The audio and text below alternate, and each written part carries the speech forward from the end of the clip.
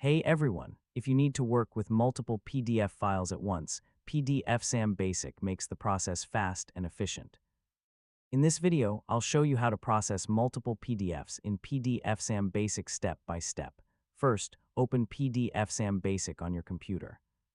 From the main dashboard, choose the tool that matches your task, such as Merge, Split, Rotate, Mix, or Extract. Next, click the Add or Browse button and select all the PDF files you want to process. You can also drag and drop multiple PDF files directly into the application to save time. After your files are added, arrange them in the correct order if necessary. Depending on the tool you've selected, you can also configure options like page ranges, rotation settings, or split preferences. Now choose the destination folder where you want the processed PDF files to be saved.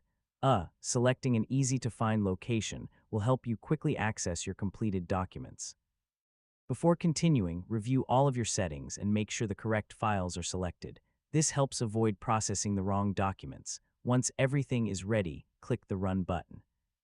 PDFsam Basic will begin processing your PDF files using the settings you've chosen. The time required depends on the number and size of your documents.